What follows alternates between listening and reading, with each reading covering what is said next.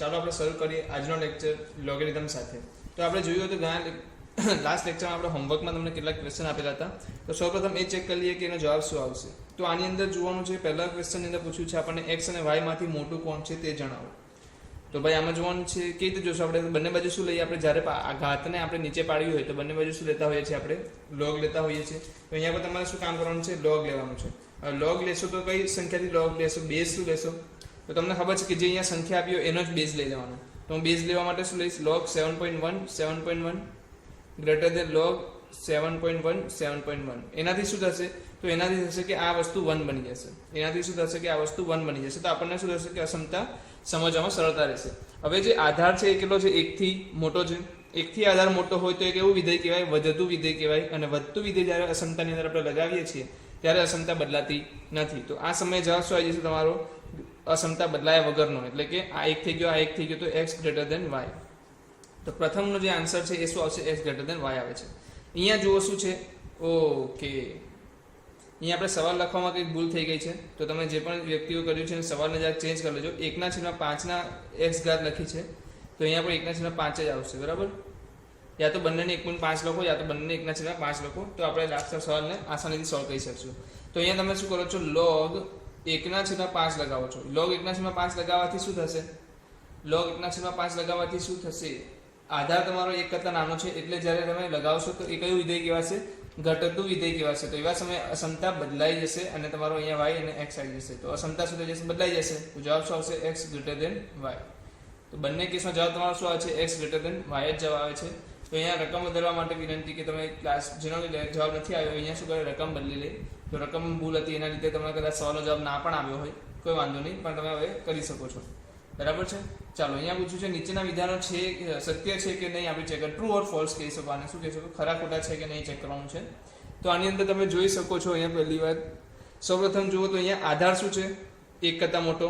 પછી આ શું છે, સંખ્યા શું છે, 1 કરતાં નાની. મતલબ કે એકની અલગ અલગ બાજુઓ છે અને જ્યારે પણ એકની અલગ અલગ બાજુ આવે તમારો જવાબ શું આવે, ઋણ આવે.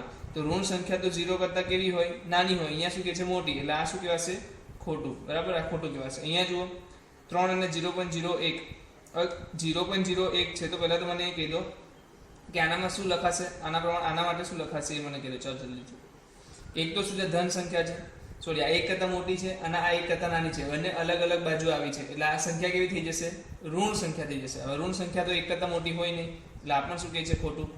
અહીંયા જોઈ લો તો આ બંને શું છે, એકબીજાનો વ્યસ્ત છે. તમને ખ્યાલ છે, યાદ કરો. જ્યારે એકબીજાનો વ્યસ્ત હોય ત્યારે જવાબ ડાયરેક્ટ શું આવી જાય, -1 આવી જાય.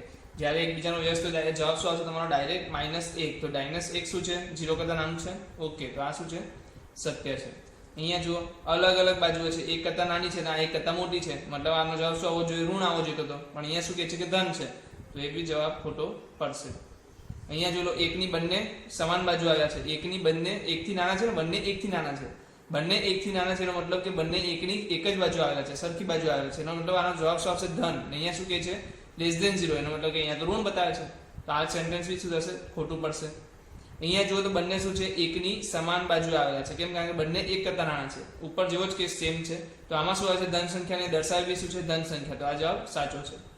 અહીંયા ચેક કરો તો અહીંયા તમે ચેક કરશો કે 1 છે 1 થી મોટું અને 1 છે 1 થી નાનું. બંને કઈ કઈ જગ્યાએ છે, અલગ અલગ જગ્યાએ આવ્યા છે.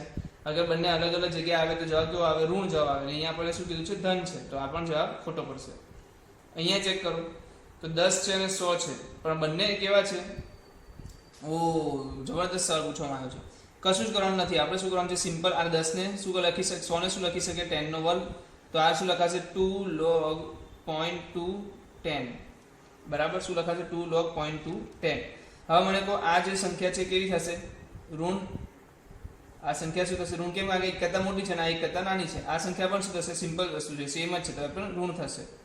હવે હું જ્યારે ઋણ સંખ્યાને ઉડાવું, ઋણ સંખ્યાને એકબીજાથી ઉડાવું તો શું થશે, અસમતા બદલાઈ જશે. જ્યારે હું ઋણ સંખ્યાને એકબીજાથી ઉડાવું તો અસમતા શું થઈ જશે, બદલાઈ જશે. તો અસમતા બદલાવાની સાથે તમારી પાસે શું આવી જશે, 2 <1. 2 <1 સાચું છે, પહેલાં એ કીધું, કારણ કે અહીંયા 2 છે, અહીંયા કંઈ છે નહીં, એટલો મતલબ શું આવશે, 1 આવશે. તો 1 <2 સાચું છે, 1 <2 સાચું નથી. મતલબ આ વિધાન જે છે એ શું છે, ખોટું છે, બરાબર છે. આ વિધાન શું છે, ખોટું છે. અહીંયા જોઈ લો 0.6 3.6 અને 0.6 36. તો શું આ બંને સવાલ સરખા નથી, જો કેવી રીતે સરખા છે તો આમાં જો 1 થી નાનું તો અહીંયા 2 થી નાનું છે, અહીંયા 1 થી નાનું તો અહીંયા પણ 1 થી નાનું છે, આ 10 છે તો આ 3.6 છે, આનાથી 10 ગણું આ હતું તો અહીંયા પણ આનાથી 10 ગણું આ છે, તો તમારે ચેક કરજો જવાબ, આનો જવાબ પણ શું આવશે? ખોટો જ આવશે. શું આવશે? ખોટો જ આવશે. ચાલો એન્ટીલોગ લઈ લઈએ. એન્ટીલોગમાં તો શું કરવાનું છે આપણે? કંઈ નહીં, આને આધારને આધારમાં સંખ્યાને ઘાતમાં, આધારને આધારમાં સંખ્યાને ઘાતમાં 0.75 ને શું લખી શકાય? 3/4 લખી શકાય. આધારને આધારમાં સંખ્યાને ઘાતમાં, આધારને આધારમાં સંખ્યાને ઘાતમાં, આધારને આધારમાં સંખ્યાને ઘાતમાં. બરાબર, તો આપણે કરી નાખ્યું. હવે 1331 કોનો ઘન છે તો ખબર હોવી જોઈએ તમને, 11 નો ઘન છે. કોનો? 11 નો ઘન. તો 3 3 કેન્સલ, શું હશે? 11 નો વર્ગ એટલે 121. તો આનો જવાબ જે આવે છે એ શું આવે છે? 121. ચલો અહીંયા જોઈ લો, 81 ને શું લખી શકાય? 3 ની 4 ઘાત લખી શકાય. ઉપર 3 ના છેદમાં 4 છે તો 4 4 કેન્સલ થઈ જશે, તો શું લખાશે? 3 નો ઘન. તો જવાબ શું આવશે આનો? 27. અહીંયા જોઈ લો, કોઈની પણ 0 ઘાત શું જવાબ આવે? 1. પૂછવાની જરૂર નથી, કોઈની પણ 0 ઘાત શું જવાબ આવે? 1 જ આવે જવાબ. 2/8 તો 2/5 32 થાય, 6 64 થશે, 7 128 થશે અને 8 શું થશે? 256. ચલો 0.2 છે તો 2/10, 2/10 બંનેની 5 5 ઘાત, તો આ તો આવશે 32. નીચે શું આવશે? 10 ની 5 ઘાત એટલે 1 ની પાછળ 5 મીંડા, એનો મતલબ 0.0032. આ જવાબ તમારો આવશે 0.0032. તો બહુ સિમ્પલ સવાલ હતા, બહુ કંઈ આમાં વધારે લંબા કંઈ કરવાની જરૂર હતી નહીં. જેટલા લોકો આના મારા ખાલી વધારે જવાબ સાચા આવી જ ગયા હશે. એકદમ સિમ્પલ સવાલો હતા. તમે આ સવાલોના જવાબ સોલ્વ કર્યા હશે પછી આપણી પાસે તમને ખ્યાલ છે કે એક ટોપિક બાકી રહી છે હવે લોગેરિધમનો, તો એને બી જલ્દી આપણે જોઈએ. તો આ હોમવર્કના ક્વેશ્ચન તમારા ડન થઈ ગયા છે. ચાલો તો આપણે નેક્સ્ટ ટોપિક પર જઈએ. નેક્સ્ટ ટોપિક જે આપણી પાસે અવેલેબલ છે એ છે કેરેક્ટરિસ્ટિક એન્ડ મેન્ટિસન. એની જવાબ પહેલા હું કેટલીક બીજી વસ્તુ પર તમારી સાથે શેર કરવા માંગુ છું. તો સૌથી પહેલા આપણે શેર કરીએ લોગેરિધમના કેટલા લોગેરિધમ જે છે એના 2 પાર્ટ પડે છે. 2 પ્રકારના લોગ આવતા હોય. એક કહેવાય છે કોમન લોગ, એક શું કહેવાય છે? Common log. એક કહેવાય છે નેચરલ લોગ, એક શું કહેવાય છે? Natural log. તો બંને પ્રકારના લોગમાં ફરક શું છે? તો બંને ફરકમાં આધારનો ફરક છે. શેનો ફરક છે? આધાર. આમાં આધાર આવશે 10 અને આમાં આધાર આવશે e. વિશે આપણે પરિચિત છીએ. e ની કિંમત કેટલી હોય છે? 2.718. તો આમાં આધાર શું હોય છે? e હોય છે અને આમાં આધાર શું હોય છે? 10 હોય છે. જ્યારે બી તમને લોગ લખે અને કેને દર્શાવાય? log 10 બેઝ x પર લખી શકાય, ખાલી log x પણ લખી શકાય. આને કેને દર્શાવાય? log x બેઝ e, મતલબ x એટલે કોઈ પણ નંબર હોઈ શકે. બરાબર. અહીંયા બીજું શું લખી શકો તમે? log e ની જગ્યાએ ln લખી શકો. શું લખી શકો? ln લખી શકો. તો જ્યારે પણ તમને લોગ આપી દીધું એને આધાર આપવામાં ના હોય તો તમારે શું એઝ્યુમ કરી લેવાનું કે આધાર 10 છે.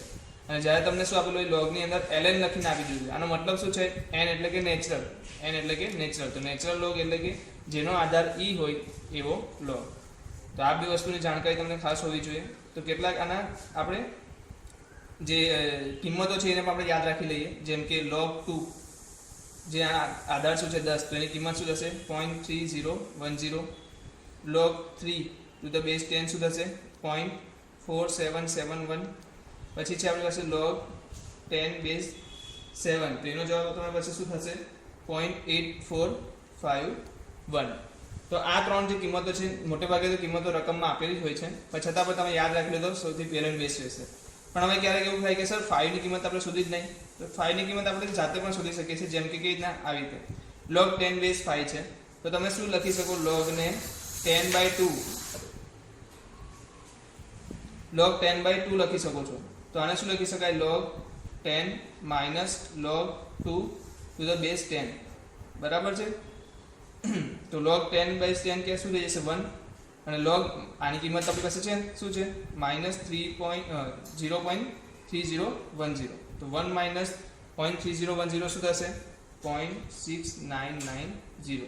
તો log 10 base 5 એટલે તમને જો અગર કઈ કિંમતો ખબર હશે, log 2 ની, log 3 ની અને log 7 ની કિંમત ખબર હશે તો તમે આસાનીથી કોઈની પણ 5 ની છે, 10 ની છે, કોઈની પણ કિંમત આસાનીથી તમે શોધી શકો છો. તો આ કિંમત શું થઈ ગઈ? 5 ની કિંમત થઈ ગઈ. પછી ln ની પણ યાદ રાખી લો. ln2 બરાબર શું આવશે? 0.697.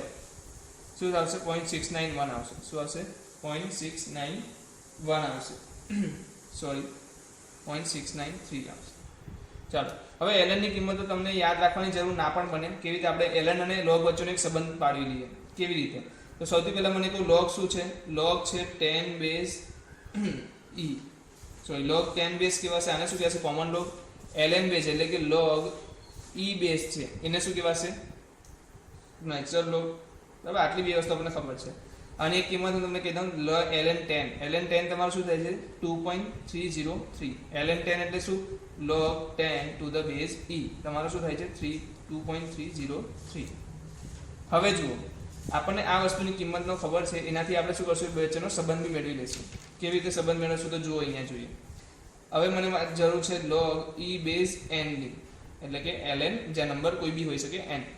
તો હું શું કરીશ? ln n ને લખીશ કેવી રીતે? log 10 બેઝ લખી દઈશ બેઝ ચેન્જિંગ થિયરમથી. આને શું લખી દઈશ? 10 બેઝ e. હવે આપણને ખબર છે કે જ્યારે આ બનાવેલી સંખ્યાને બદલવું, આપણને શું ખબર છે? log 10 બેઝ e ખબર છે. અહીંયા શું આપ્યું છે? log e 10 બેઝ 10 આપ્યું છે. તો આપણે આને ઊંધું કરવા માટે શું કહી શકીએ? ઉપર ગુણી શકીએ. તો મેં ઉપર ગુણી નાખ્યું, તો અહીંયા શું મળી ગયું? log 10 to the base e log n to the base 10. આનો જવાબ મને કોઈ કહી શકે? શું છે? 2.303. ને અહીંયા શું છે? log 10 n. તો ln n is equal to શું થઈ ગયું? 2.303 log 10. તો ln x is equal to 2.303 log x. આ વસ્તુ તમારે ધ્યાનમાં રાખવાની છે. તો તમને જ્યારે લોગનો વેલ્યુ ખબર હોય અને ln x પર તમને વેલ્યુ જોઈતી હોય તો તમે શું કહી શકો? 2.303 વડે એને મલ્ટીપ્લાય કરીને આન્સર મેળવી શકો છો. બરાબર, તો આ વસ્તુનું ખાસ તમને નોલેજ હોવું જોઈએ. અને હવે આપણે કેટલાય ક્વેશ્ચન્સ આપણે સોલ્વ કરી શકતા હોઈએ છીએ. જેમ કે મારી પાસે શોધવું છે, મને 75 શોધવું છે. કોઈ મને કહે છે કે 75 ની કિંમત શોધીને આપો, તો હું સિમ્પલ શું કરીશ? 75 ને શું લખી શકાય મને કહો? તો સર 75 ને તો તમે લખી શકો 100/4 ગુણ્યા 3. આવું લખી શકાય? આવું લખી શકાય? 25 ગુણ્યા 3 એટલે 25 ને શું લખી શકું? 100/4 લખી શકું. તો આપણી પાસે આ વસ્તુ થઈ ગઈ. હવે તો અહીંયા શું થઈ જશે? ગુણાકાર અને જે ભાગાકાર છે એનો નિયમ લાગશે. તો ગુણાકારમાં હોય તો શું થાય? સરવાળો. log 10 base 10 100 plus log 10 base 3 minus log 10 base 4. ચાલો જલ્દીથી આનો જવાબ આપી દો. શું આવશે? 2. આનો જવાબ શું છે આપણી પાસે? 0.4771. અહીંયા શું લખાશે? 2 સ્ક્વેર લખાશે, તો 2 આગળ આવી જશે. અંદર log 2 શું થશે? 0.3010. ચાલો 2 પ્લસ 0.4771 માઇનસ 0.6020. ચાલો હજી કરી જોઈએ. આનામાંથી બાદબાકી કરો તો શું જશે? 0. હા, 0 માંથી 1 જશે એટલે 9. 2 11 માંથી 7 જશે એટલે 4. 0 9 માંથી 7 જશે 2. 5 માંથી 4 જશે એટલે 1. તો 0.1249 શું આવી ગયું? માઇનસમાં આવી ગયું. તો હજી આપણે આમાંથી ભાગ જવા દઈશું તો શું જવાબ ભાગ આવશે? 1 પોઈન્ટ સમથિંગ આવશે. 1. 0 માંથી 4 જશે એટલે 5. 9 માંથી 4 જશે એટલે 5. 9 માંથી 2 જશે એટલે 7. 9 માંથી 1 જશે એટલે 8. તો 1.858751. આ તમારી શું થઈ જશે? કિંમત થઈ જશે. કોની કિંમત થઈ ગયા? log 75 to the base 10. તો તમને કેટલા કિંમતોની ખબર હોવી જોઈએ? log 2 ની, log 3 ની અને log 7 ની. અગર આની કિંમતો ખબર છે તો તમે મોટે ભાગના જે આપણી પાસે સંખ્યાઓ આવશે એના log આસાનીથી સોલ્વ કરી શકશો. બરાબર છે? તો આ થયું આપણે કોઈ પણ સંખ્યાઓના log શોધવાની રીત થઈ ગઈ કે જેનામાં આપણે log શોધી શકીએ છીએ. અને આપણને બે log વિશેનું નોલેજ પણ મળ્યું કે કોમન log કોને કહેવાય અને નેચરલ log કોને કહેવાય છે. તો કેટલી વાર તમને પરીક્ષામાં ક્યારેક તમે કોઈ ફ્રેન્ડને બી પૂછી શકો કે ભાઈ ln માં n કેમ લખવામાં આવે છે? n શું બતાવે છે? તો n જે દર્શાવે છે એ છે નેચરલ log તરીકે દર્શાવે છે. બરાબર છે? ચાલો આગળ જઈએ તો એક છે આપણી પાસે ધન સંખ્યાનું વ્યાપક સ્વરૂપ. ધન સંખ્યાનું સ્ટાન્ડર્ડ ફોર્મ એમ લખી લઉં છું. બરાબર, ઇંગ્લિશમાં આપણે એને ડિસ્કસ કરશું. Standard form. તો કોઈ પણ ધન સંખ્યા આપણને આપી હોય તેને સ્ટાન્ડર્ડ ફોર્મમાં કેવી રીતે લખી શકાય? તો એક સ્ટાન્ડર્ડ ફોર્મની ડેફિનેશન છે જેની અંદર તમને એક્ઝામ્પલથી દર્શાવી દઈશ. જેમ કે મારી પાસે છે 35.21. તો આને હું શું લખીશ? 3.521 into 10⁻1. અગર મને આપ્યું છે 432.51. તો હું શું લખીશ? 4.3251 મલ્ટીપ્લાય બાય 10 નો સ્ક્વેર. અગર મને આપ્યું છે 0.032. તો હું શું લખીશ? 3.2 10⁻². ચલો મને સપોઝ આપ્યું છે 0.000013. તો હું શું લખીશ? 1.3 10⁻5. મતલબ મારે શું ધ્યાન રાખવાનું છે કે મારે જે ધ્યાન રાખવાનું છે એ આગળની સંખ્યા છે એની અંદર એક અંક આવવો જોઈએ. બરાબર છે? ને એક અંકમાં લેવાનો છે અને પાછળ શું કરવાનું છે? બધાને દશાંશ ચિહ્નમાં ફેરવી દેવાના છે. મતલબ કે દશાંશની સંખ્યામાં લખી દેવાનું છે અને જે ઘાત બનતી હોય એ ઘાતને આપણે ઉપર લખવાના છે. તમે જોઈ શકો છો અહીંયા, તમે ઓબ્ઝર્વ કરશો તો અહીંયા જે ઘાત છે એના કરતાં અહીંયા અંકોની સંખ્યા જુઓ. અહીંયા ઘાત 1 છે તો અહીંયા અંકોની સંખ્યા 2 છે. અહીંયા ઘાત 2 છે તો અંકોની સંખ્યા 3 છે. અહીંયા ઘાત -2 છે તો એના માટે કંઈક અલગ વસ્તુ છે. પણ આ વસ્તુ પરથી તમે બીજું બી શોધી શકો. ચાલો હું બીજું બી એક ઉદાહરણ લઈ લઉં. બીજા બી કેટલાક ઉદાહરણ લઈએ જેનાથી શું થાય કે તમને આનો કોન્સેપ્ટ વધારે સમજમાં આવે. મારી પાસે 350 હોય તો હું શું લખી શકું 3.50 10^2. ચાલો ફિલહાલ તમે થોડી વાર માટે આને ના સમજો. ચાલો એકથી મોટી સંખ્યા માટેનું ડિસ્કશન કરીએ, પછી આપણે એના પર આવશું. તો એકથી મોટી સંખ્યાઓ આ છે. ચાલો બીજું કંઈક લઈ લઈએ તો 432 89.52. ચાલો તો આને શું લખાશે 4.328952 10^4. કારણ કે આપણે દશાંશ ચિહ્નને ક્યાંથી ક્યાં ખસેડ્યું, આ બાજુ ખસેડ્યું, ડાબી બાજુ 4 બાજુ ખસેડ્યું તો કેટલા થઈ જશે 10^4 થઈ જશે. આ વસ્તુ તમને ઘણી બધી જગ્યાએ યુઝ કરી હશે, તમને આવડતી પણ હશે કે આ રીતના લખવાનું. મતલબ આ ફોર્મની અંદર શું છે, ફોર્મની અંદર કશું નથી, a ગુણ્યા 10 ની b ઘાત છે. નંબરને આપણે કેવી રીતના લખીએ છીએ, a ગુણ્યા 10 ની b ઘાત થી લખીએ છીએ, જ્યાં a શું છે, a બિલોંગ્સ ટુ 1 to 10. ચલો લખી દઉં બરાબર. a બરાબર શું છે 1 to 10, પણ 10 શું છે અંદર ઇન્વોલ્વ થશે નહીં. ચાલો થોડું વ્યવસ્થિત લખી દઉં. તમને શું છે a જે છે એ 1 થી 10 ની વચ્ચે આવે છે. તમે જોઈ શકો છો અહીંયા 1 અને 10 ની વચ્ચે છે સંખ્યાઓ. શું છે 1 અને 10 ની વચ્ચે છે. 10 નહીં થાય, કેમ જેવું 10 થશે તો અંકો કેટલા થઈ જશે 2 થઈ જશે, અને આપણે અંકો કેટલા રાખવાના છે 1 જ રાખવાના છે. એટલે a ની સંખ્યા શું આવશે હંમેશા 1 થી લઈને 10 ની વચ્ચે. b ની કિંમત શું આવશે તો તમે ઓબ્ઝર્વ કરો, b શું છે અહીંયા જો ઓબ્ઝર્વ કરશો તો તમને ખબર પડશે કે b હંમેશા શું છે પૂર્ણાંક સંખ્યા છે. b હંમેશા શું છે પૂર્ણાંક સંખ્યા છે. તો આ એક શું થઈ ગયું ધન સંખ્યાને સ્ટાન્ડર્ડ ફોર્મમાં દર્શાવવાનું સ્વરૂપ થઈ ગયું. આનાથી ફાયદો શું થાય છે કે આનાથી ફાયદો એ થાય છે કે કોઈ પણ મોટી સંખ્યાને આપણે મોટી સ્વરૂપમાં નથી દર્શાવતા, એને એક નાના ફોર્મમાં દર્શાવી દઈએ છીએ. સપોઝ તો આ તો 5 અંકની વાત છે, પણ કોઈ દિવસ 2^100 આવી ગયું, 2^32 આવી ગયું, તો આવા કેસમાં શું આપણે 32 સુધી એની અંકો જે આવશે લખવા બેસશું ના, એને એક સાદા ફોર્મમાં કન્વર્ટ કરીશું. તો આ શું થઈ જશે એક સ્ટાન્ડર્ડ ફોર્મ છે. કોને લખવાનું ધન સંખ્યાને લખવાનું. તો હવે અહીંયાથી આપણને શું ખબર પડી ગઈ a અને b. a અને b શું છે સ્ટાન્ડર્ડ ફોર્મ શું છે તો n બરાબર a ગુણ્યા 10^b. હવે જે અહીંયા રિલેશન હું તમને કહેતો હતો એ રિલેશન છે અંકોની સંખ્યા અને આ જે ઘાત આવે છે એની વચ્ચે. જો ઘાત 1 આવી તો અંકોની સંખ્યા 2 છે, ઘાત 2 આવી તો અંકોની સંખ્યા 3 છે, અગર ઘાત શું આવી 2 આવી તો અંકોની સંખ્યા 3 છે, ઘાત 4 આવી તો અંકોની સંખ્યા 5 છે. દશાંશ ચિહ્ન પહેલાની, દશાંશ બિંદુ પહેલાની અંકોની વાત કરું છું બરાબર. તો એની અંકોની વાત કરું તો એ કેટલા છે ટોટલ 4 કરતાં 1 વધારે એટલે કે 5 છે. હવે મને અહીંયા ધ્યાન આપો થોડુંક. તો અગર સમજવાની વસ્તુ એ છે કે દર વખતે શું આવે છે 1 વધારે આવે છે. શું આવે છે દર વખતે 1 વધારે આવે છે. તો કુલ અંકોની સંખ્યા તમારી શું થઈ જશે, કુલ અંકોની સંખ્યા તમારી શું થઈ જશે મોડ b + 1. સર આ મોડ કેમ લગાવ્યું, માનાંક કેમ લગાવવામાં આવ્યું? માનાંક શું છે, માનાંક એટલે શું કહેવાય, આને શું કહેવાય મોડ જે હું બોલ્યો એ મોડ એટલે થાય કે તમે જે પણ સંખ્યા હોય એ જ્યારે બહાર નીકળે ત્યારે ધન થઈને નીકળે. આનો મતલબ શું છે કે તમારી, ચાલો હું તમને બતાવી દઉં કેવી રીતે. તો અગર આ રીતના આપ્યું છે -2, આ માનાંકમાં આપ્યું છે, માનાંકમાં -2 આપ્યું છે, તમે જવાબ શું થશે 2. માનાંકમાં 1 આપ્યું છે, જવાબ શું આવશે 1. માનાંકમાં 0.3 આપ્યું છે, જવાબ શું આવશે 0.3. અગર માનાંકમાં -0.3 આપ્યું છે, જવાબ શું આવશે 0.3. અગર માનાંકમાં -π આપ્યો છે તો જવાબ શું આવશે π. એનો મતલબ કે આમાં કોઈ ઋણ સંખ્યા છે બહાર નીકળશે શું થઈ જાય ધન સંખ્યા. અગર આમાં ઋણ સંખ્યા છે બહાર નીકળશે તો શું થઈ જશે ધન સંખ્યા. આમાં કોઈ ઋણ સંખ્યા છે બહાર નીકળશે તો શું થઈ જશે ધન સંખ્યા. મતલબ કે જવાબ જે તમારો આવશે એ હંમેશા શું આવશે ધન સંખ્યા. તો તમારે યાદ રાખવાનું છે કુલ અંકોની સંખ્યા તમારી શું થાય છે b + 1. માનાંક નહીં લો તો બી જવાબ તમારો એ જ આવશે. કેમ? કારણ કે તમને ખબર છે કે આ જે અંકો આવવાના છે બધા ધન સંખ્યામાં જ આવવાના છે. ક્યારની વાત છે 1 કરતાં મોટા માટે. ચલો હું તમને આગળ લઈ જઈશ આ કેમ આના માટે જરૂર છે એના વિશેની હું ચર્ચા તમારી સામે કરીશ, પણ તમને અહીંયા કેટલીક વસ્તુનું હજી નોલેજ આપવાની બાકી છે જે છે કેરેક્ટરિસ્ટિક એન્ડ મેન્ટિસા. હવે હું મેઇન ટોપિક પર આવું છું, કેરેક્ટરિસ્ટિક એન્ડ મેન્ટિસા. બરાબર છે, આના પર આવીએ છીએ. તો હવે હું કોઈ પણ આમાંથી એક સંખ્યા લઈ લઉં, જેમ કે મારી પાસે સંખ્યા થઈ ગઈ, કોઈ એવી સંખ્યા લઈ લઈએ આપણે જેનો આપણે લોગ શોધી શકીએ. તો ચાલો હું કોઈનો લોગ શોધું છું, મને લોગ જવાબ મળે છે log 20 શોધું છું. તો log 20 તમને ખબર છે શું જવાબ આવશે log 10 + log 2. તો આનો જવાબ શું આવશે 1 + log 2 નો જવાબ શું આવશે 0.3010. તો આનો એમ જોઈએ તો આનો જવાબ શું લખાતે 1.3010. પણ કોઈ પણ સંખ્યાની અંદર તમે જોશો જ્યારે log તમે કરશો પછી જે જવાબ મળે છે એ જવાબની અંદર બે ભાગ રહેશે. એક તો રહેશે પૂર્ણાંક ભાગ, એક શું રહેશે પૂર્ણાંક વત્તા એક શું રહેશે અપૂર્ણાંક.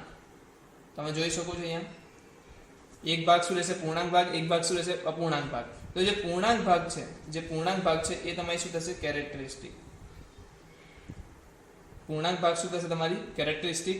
અગર હું ઓબ્ઝર્વ કરું 20 ને આપણે કઈ રીતે લખાવજે સાદા સ્વરૂપ આ સ્ટાન્ડર્ડ ફોર્મમાં લખતો તો શું લખતે 2 × 10⁻1 તો 2 શું થઈ જતે a અને 1 શું થઈ જતે b 2 શું થઈ જતે a અને 1 શું થઈ જતે b તો હવે હું આનું શું કરી નાખું આ જે આપણી પાસે સ્ટાન્ડર્ડ ફોર્મ છે એની બંને બાજુ log કરી નાખું log n તો શું થઈ જાય log a + b કેમ કારણ કે 10⁻b છે તો જ્યારે આને log 10⁻10⁻b કરશું તો 10 ની કઈ ઘાત કરીએ તો b મળે તો જવાબ b આવશે તો તમને એક વસ્તુ ખબર પડી ગઈ કે જ્યારે કોઈ પણ ધન સંખ્યાને તમે શું કરશો ધન સંખ્યાઓને log લગાવશો તો તમારી પાસે બે જવાબ મળશે એક આવશે log a + b તો જે b છે એ તમારો શું થઈ જશે કેરેક્ટરિસ્ટિક b શું છે તમારી કેરેક્ટરિસ્ટિક સમજમાં આવ્યું b શું થશે તમારી કેરેક્ટરિસ્ટિક કારણ કે એ જ પૂર્ણાંક સંખ્યા છે અહીંયા તમે જોઈ શકો છો b શું છે જોઈ લો ક્યાં લખ્યું છે આપણે b શું છે પૂર્ણાંક સંખ્યા તો જ્યારે સરવાળામાં b આવે છે તો એ આપણો શું છે પૂર્ણાંક ભાગ છે અને પૂર્ણાંક ભાગને આપણે શું કહીએ છીએ કેરેક્ટરિસ્ટિક કહીએ છીએ તો સર અહીંયા હું કેરેક્ટરિસ્ટિક લખી શકતે હા આનો જવાબ શું થશે કેરેક્ટરિસ્ટિક +1 કુલ અંકોની સંખ્યા શું થઈ શકે કેરેક્ટરિસ્ટિક 1 + 1 પણ થઈ શકે બરાબર ચાલો હજી આગળ જઈએ તો અહીંયા આપણી પાસે ખબર પડી ગઈ કે જે પૂર્ણાંક સંખ્યાનો ભાગ છે એને આપણે શું કહીએ છીએ કેરેક્ટરિસ્ટિક અને જે અપૂર્ણાંક વાળો ભાગ છે એને શું કહીએ છીએ આપણે મેન્ટિસા હવે મેન્ટિસાની કેટલી ખાસિયત છે મેન્ટિસાની ખાસિયત એ છે કે મેન્ટિસા જે હોય છે એ હોય છે 0 થી લઈને 1 ની વચ્ચે જેમાં 1 પણ ના હોય શું હોય 0 થી 1 ની વચ્ચે હોય છે એનો મતલબ કે આ હંમેશા શું હોય છે ધન હોય છે હંમેશા શું હોય છે ધન હોય છે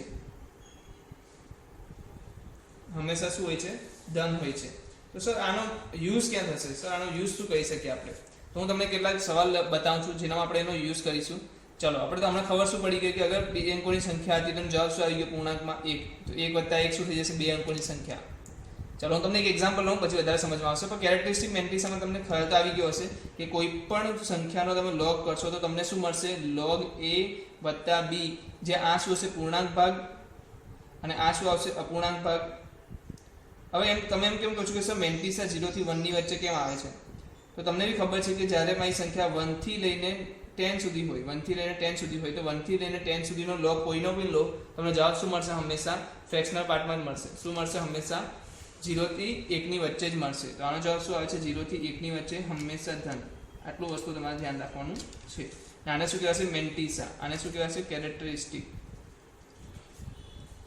બીજી વસ્તુ કુલ અંકોની સંખ્યા શું છે કેરેક્ટરિસ્ટિક +1 કેરેક્ટરિસ્ટિક એટલે કે c+1 કહી શકો તમે b+1 પણ યાદ રાખી શકો તમને જે રીતે યાદ રહેતું હોય એ રીતે તો કેરેક્ટરિસ્ટિક +1 એ શું છે જવાબ કોનો કુલ અંકોની સંખ્યા ચલો હવે હું તમને એક સવાલ આપું છું એ સવાલને સોલ્વ કરતા કરતા તમને વધારે સમજમાં આવી જશે કે કેરેક્ટરિસ્ટિક અને મેન્ટિસાનો યુઝ શું છે તો મારી પાસે સવાલ અહીંયા અવેલેબલ છે 2⁻100 2⁻100 માં કુલ અંકોની સંખ્યા શોધો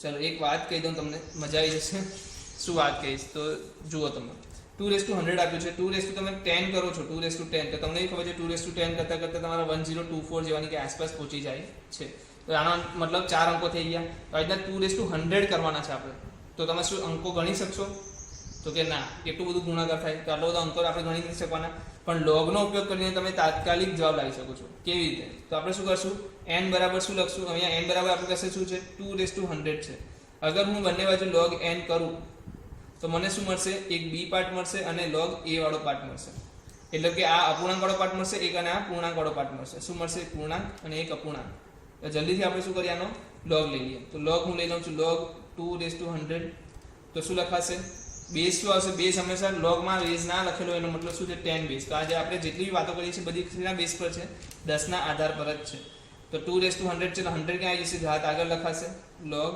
10⁻2 ચાલો મને જલ્દીથી કહી દો log 10⁻2 નો આન્સર શું આવશે 0.3010 ઇન્ટુ 100 તો શું આવશે 30.10 તો આનું હું હવે આ રીતે લખું તો શું થશે પૂર્ણાંકને કઈ ના લખાશે 30 અપૂર્ણાંક સંખ્યા શું થઈ ગઈ 0.10 ચેક કરો અપૂર્ણાંક સંખ્યા 0 થી 1 ની વચ્ચે છે હા છે ધન છે હા ધન છે ઓકે 0 થી 1 ની વચ્ચે છે ધન સંખ્યા છે મતલબ આ મેન્ટિસા છે ઓકે જ્યારે મેન્ટિસા ડન થઈ જાય પછી તમે નક્કી કરો કે આ કેરેક્ટરિસ્ટિક છે જ્યારે મેન્ટિસા તમારી ડન થઈ જાય કે મેન્ટિસા છે ઓકે પછી તમે નક્કી કરો કે જે પૂર્ણાંક ભાગ છે તમારો શું થશે કેરેક્ટરિસ્ટિક તો અહીંયા કેરેક્ટરિસ્ટિક શું છે તમારી પાસે 30 ને તમને ખબર છે કુલ અંકોની સંખ્યા શું હતું સૂત્ર શું હતું કુલ અંકોની સંખ્યા સૂત્ર શું હતું કુલ અંકોની સંખ્યા હતું b+1 એટલે કે કેરેક્ટરિસ્ટિક +1 એટલે કે 30+1 મતલબ કે 31 અંકોની સંખ્યા હશે જે 2⁻100 નો જે જવાબ આવશે એ જે જવાબ હશે એ કેટલી અંકો હશે એમાં 31 અંકો રહેલા હશે બરાબર. તો આવી રીતે તમે શું શોધી શકો કે કોઈ બી સંખ્યાની અંદર કેટલા અંકો છે એ તમે શોધી શકો છો. ચાલો હું હજી એક એક્ઝામ્પલ લઈ લઉં જેનાથી આપણે વધારે મજા આવશે સોલ્વ કરવાનું. એમાં છે 3/12 ગુણ્યા 2/8. આવો એક સવાલ છે. સંખ્યા શું છે? 3/12 ગુણ્યા 2/8. તો આની અંદર આપણે શોધવાનું છે કે ભાઈ કેટલા અંકો રહેલા છે. બરાબર. તો શું કરશું? પહેલા તો લોગ લઈ લેશું. લોગ લેતાની સાથે તમને ખબર છે લોગ 3/12 × 2/8 શું કરશો? સરવાળામાં કન્વર્ટ કરશો તો 3/12 પ્લસ log 2/8. ઘાત શું થશે? આગળ આવીને ગુણાશે તો 12 log 3 8 log 2. ચલો જલ્દીથી મને કહો 12 અંદર શું આવશે? 0.4771 પ્લસ 2 કે 8 છે. ઓકે. અંદર શું આવશે? 0.3010. તો તમે અંદાજાનો એક સવાલનો જવાબ લખી દો કે અંદાજામાં શું આવશે. અહીંયા શું છે? 0.4771. તો તમે આમાંથી કોઈને રેન્ડમ લઈ લો. 4.4 જ યાદ લખી દો. શું કરો? 0.47 લઈ લો અને આને 12 લઈ લો. અહીંયા શું લઈ લો? 8 × 0.30. તો આનો જવાબ શું આવશે? 8 × 3 240. 240 ને આપણે પોઈન્ટ કેટલા કાપવાના છે? 2.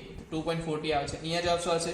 12 × 84 4 વધી 8 12 ચોક 48 ને 8 52 2 48 ને 8 ને 56 56 6 વધી 5 5 એટલે શું આવશે? 12 5 5.64 આવશે. શું આવશે? 5.64.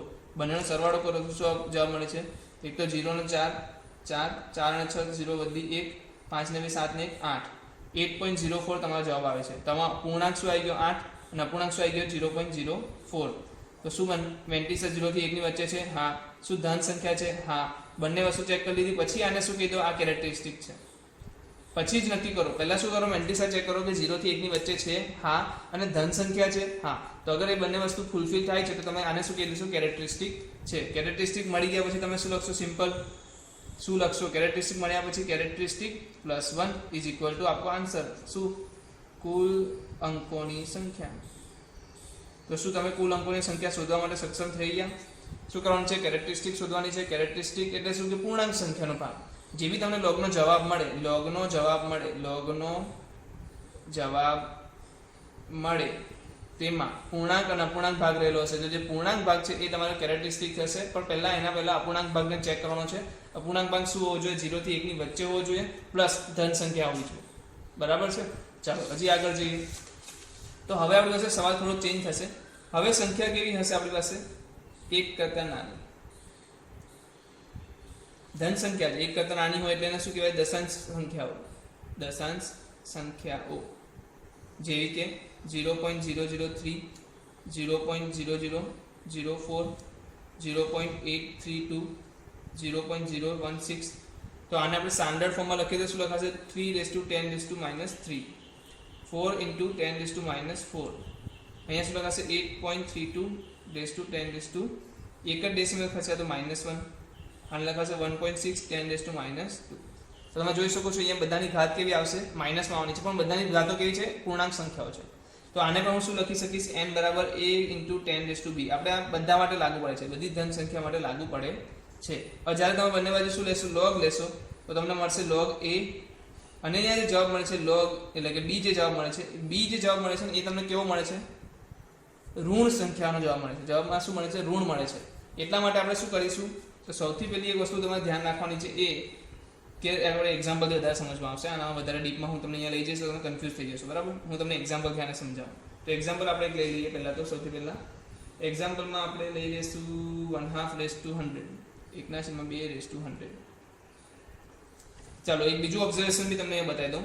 અગર મારી પાસે ઘાત b છે, સપોઝ b છે, આ b છે, આ પણ b છે, બધી b ઘાત જ છે ને. ઓકે. આને b ઘાત કહીએ છીએ આપણે. તો દશાંશ બિંદુ જે છે, દશાંશ બિંદુ કોને કહેવાય? આ જે દશાંશ બિંદુ છે ત્યાંથી લઈને શૂન્યતર એટલે કે શૂન્ય સિવાયની કોઈ સંખ્યા. શૂન્યતર એટલે શું કહેવાય? શૂન્ય સિવાયની કોઈ સંખ્યા આવે એ પહેલા વચ્ચે અંકો કેટલા?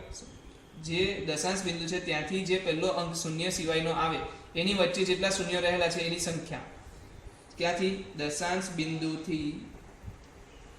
બિંદુથી લઈને પ્રથમ શૂન્યેતર એટલે શૂન્ય ના હોય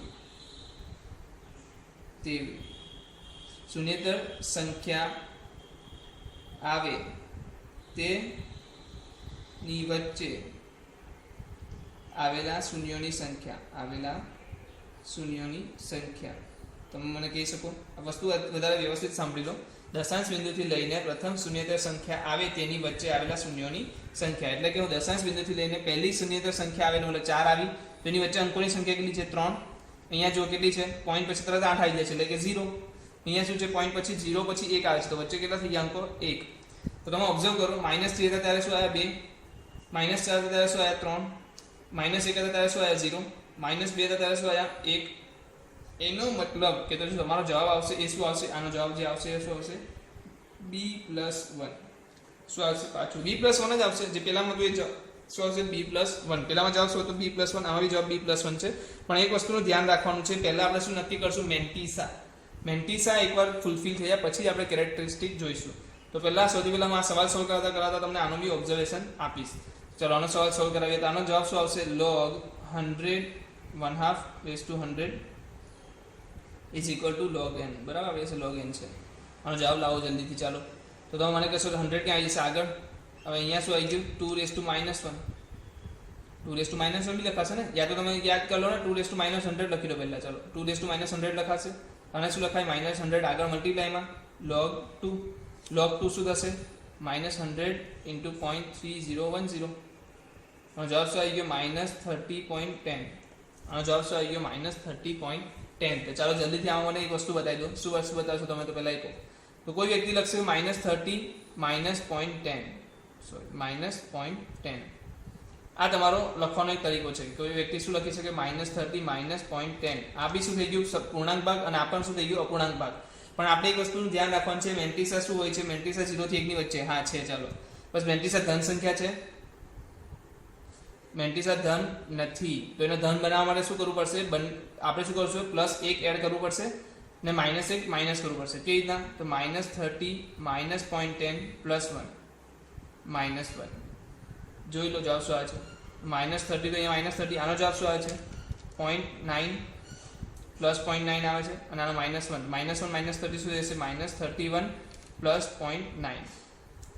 શું લખાશે? -31 +0.9. શું કર્યું આપણે કશું નથી કર્યું. માઇનસ ને ધન બનાવ્યા. ધન બનાવવા માટે શું કરવું પડે? +1 અને -1 કરો, જેનાથી તમારી સંખ્યા લેશે ધન થઈ જશે. આ હંમેશા શું હોવું જોઈએ? 0 થી 1 ની વચ્ચે. હંમેશા શું હોવું જોઈએ? ધન હોવું જોઈએ. ધન થઈ ગયું, ડન થઈ ગયું. ધન પણ છે, 0 થી 1 ની વચ્ચે છે. પછી આને શું લખી દો? કેરેક્ટરિસ્ટિક. પછી આને શું કહી દો? કેરેક્ટરિસ્ટિક. અને કેરેક્ટરિસ્ટિક +1 શું જવાબ આવશે? -31 +1 શું આવશે? -30. અને આનો શું લેવાનો છે? માનાંક. અને માનાંકમાંથી જવાબ તો શું નીકળે? હંમેશા બહાર ધન. હંમેશા બહાર શું નીકળે? જવાબ ધન સંખ્યા. તો આનો મતલબ જે મેં લખાયું છે માનાંકમાં b+1, એનો જવાબ શું આવે છે તમારો? -30 નો નીકળીને બહાર 30. તો એનો મતલબ એવું છે કે જે આપણો પહેલો અંક છે, સોરી દશાંશ બિંદુ છે, ત્યાંથી લઈને પહેલો શૂન્યેતર અંક આવશે ત્યાં સુધી વચ્ચે કેટલા શૂન્ય રહેલા છે? તો કે 30. 0.000000030 આવશે, પછી કોઈક સંખ્યા આવશે જે 0 નહીં હોય. સમજાય છે વસ્તુ શું કહેવા માંગે છે? હજી એક એક્ઝામ્પલ લઈએ, વધારે સમજમાં આવશે. ચાલો એક એક્ઝામ્પલ લઈ લઈએ. થોડીક જગ્યાની અભાવ થઈ ગયો છે. ચાલો તમારી પાસે જે તમને હોમવર્કના ક્વેશ્ચન આપો તો નીચે હું તમને લખીને બતાવી દઉં છું. આપણા હોમવર્કના ક્વેશ્ચન્સ ક્યાં ગયા? 2 મિનિટ વેઇટ કરજો થોડો. હોમવર્કના ક્વેશ્ચન્સ જે તમારા માટે રેડી કરેલા હતા. ઓકે, આવ્યો. ચાલો આની નીચે હું એક ક્વેશ્ચન લઈ લઉં છું તમારો, જેમાં આપણે શું શીખશું કે જે લોગ હવે તમને હું અહીંયા લઉં છું 3⁻50. તમે જુઓ છો ઉપર જે રકમ આપી છે એમાં પણ તમને એક સવાલ પૂછવામાં આવ્યો છે, દશાંશ બિંદુથી પહેલા શૂન્યેતર અંક વચ્ચેના શૂન્યોની સંખ્યા. તો આપણે 3⁻50 ચેક કરું, એના પછી તમને બાકીનો જવાબ મળી જશે. તો બંને બાજુ શું લેવાનું છે આપણે? લોગ. તો મેં લોગ લઈ લીધો 3⁻50. તો સિમ્પલ વસ્તુ છે, -50 ક્યાં આવશે? આગળ આવી જાય ટકરાશે તો અહીંયા શું આવી જશે? log 3. ચાલો -50 એટલે શું થઈ ગયા? -50 થઈ ગયા. log 3 શું થઈ ગયું? 0.4771. તો 50 ને શું આવું લખી શકું? -100/2. ઇઝી કરવા માટે હું કહું છું, હા લખી શકીએ. તો -100 એટલે કેવા? 47.7 / 2. શું જવાબ આવશે? 2385. ચાલો આવો કંઈક જવાબ છે, -23.855. આવો જવાબ આવે છે. તો હવે તો જોઈ લીધું આપણે. આને શું લખી શકીએ? કોઈ પણ વ્યક્તિ લખી દેશે 0.83 - 0.855. મેટ્રિક્સ આ ચેક કરો 0 થી 1 ની વચ્ચે છે હા 0.8 એટલે કેવું આવે 0 થી 1 ની વચ્ચે ઋણ છે ના આ ઋણ છે ધન હોવું જોઈએ ને શું હોવું જોઈએ ધન હોવું જોઈએ તો 0 થી 1 ની વચ્ચે ધન નથી તો શું કરશું +1 -1 +1 અંદર લઈ લો -1 બહાર ને આપી દો તો શું જવાબ આવશે -24 અંદર શું જવાબ આવશે માઇનસ કરો તો 5 5 4 ને અહીંયા 1 તો તમારો જવાબ આવશે 0.0145 પ્લસ આને પ્લસ બનાવવો ખાસ જરૂરી છે હવે જોઈ લો 0 થી 1 ની વચ્ચે છે હા ધન છે હા તો આને શું કહી દો કેરેક્ટરિસ્ટિક ના કેરેક્ટરિસ્ટિક છે તો મને કહી દો અંકોની સંખ્યા શું આવશે માનાંકમાં b+1 માનાંકમાં b+1 એટલે કે માનાંકમાં 24 + 1 શું જવાબ આવ્યો -23 તો એનો જવાબ શું આવ્યો 23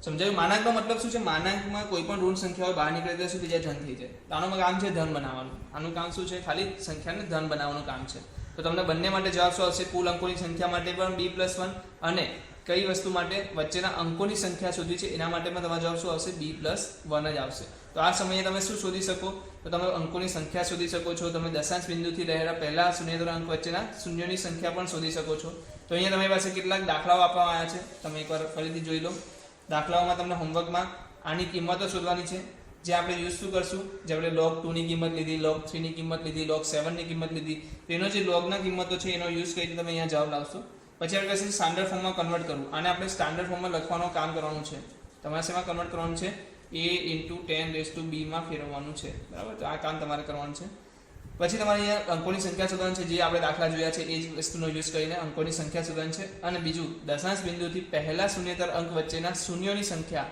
એ પણ દાખલાઓ શોધવાના છે તો જલ્દીથી મળીએ આ દાખલાઓને સોલ્વ કરશું એટલે તમને એક ખુશી ખબરી આપું કે આપણો લોગનું જે ચેપ્ટર છે એ અહીંયા કમ્પ્લીટ થાય છે નેક્સ્ટ ચેપ્ટર પર આપણે જશું એ છે ક્વોડ્રેટિક ઇક્વેશન એટલે કે દ્વિઘાત સમીકરણ જે તમે 10મા ધોરણમાં ખાસ વસ્તુ પર ભાર આપ્યું હશે અને ઘણા બધા દાખલાઓ એને સોલ્વ કર્યા હશે તો એને રિલેટેડ કેટલી બધી વાતો છે જે તમે હજી બી અનનોનમાં હશો કે અજાણમાં હશો તે આપણે શીખવાના છીએ તો જલ્દીથી આની તૈયારી પૂરી કરું લોગેરિધમને આપણે પૂરું કરીએ અને એક અસાઇનમેન્ટ્સ કે આનું કંઈ બી તમને હું પ્રોવાઈડ કરીશ જેને તમારે ઘરે બેસીને સોલ્વ કરવાનું છે તો ચલો ફરીથી મળશું નેક્સ્ટ લેક્ચરમાં